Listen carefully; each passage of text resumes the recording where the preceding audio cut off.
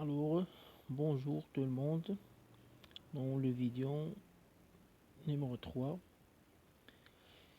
qui concerne l'énergie cinétique d'une particule chargée dans un champ magnétique uniforme.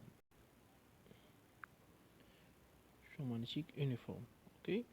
Alors, une particule chargée mobile dans un champ magnétique uniforme est soumise à la force de Lorentz F, qui est toujours perpendiculaire au vecteur vitesse. Ok.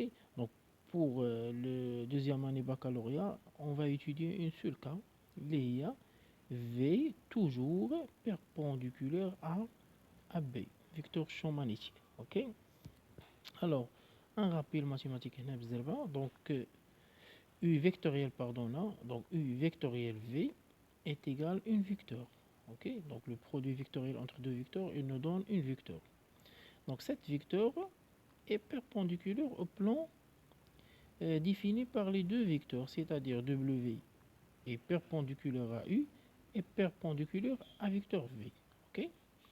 Alors, on va commencer par détermination de la puissance de la force de Lorentz. Donc déjà, vous avez vu, première année baccalauréat, que la puissance d'une force est égale à quoi?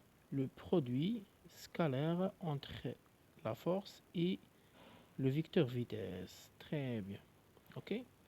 On a F est égal à quoi? Est égal à Q fois V vectoriel B. Alors F est égal au produit vectoriel entre deux vecteurs QV et B.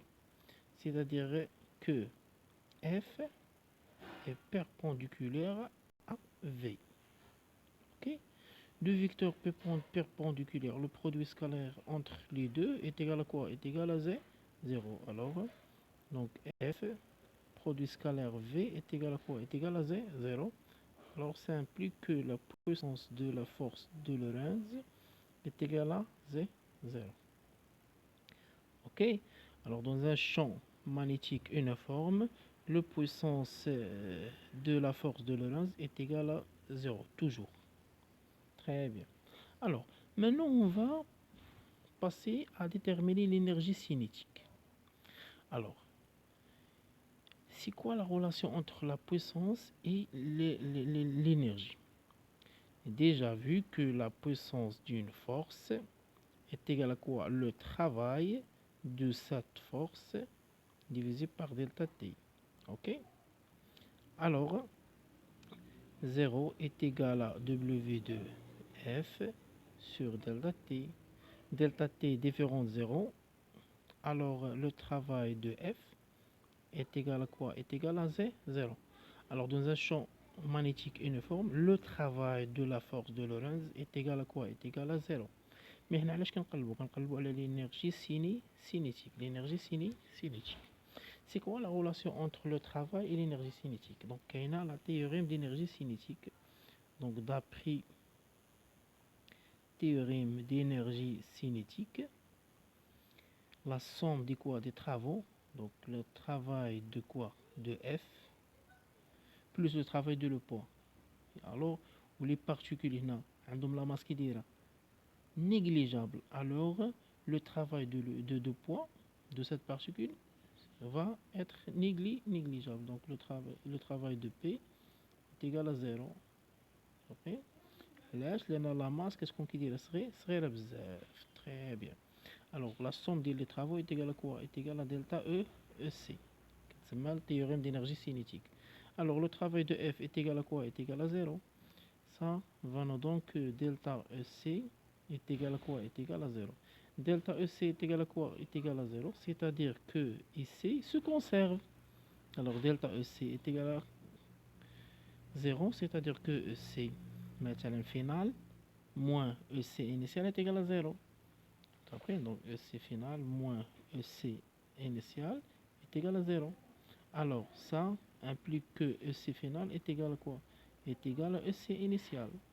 Et ça, c'est-à-dire que l'énergie cinétique se conserve. Alors delta EC est égal à 0, c'est-à-dire que EC est constante. constante. Très bien.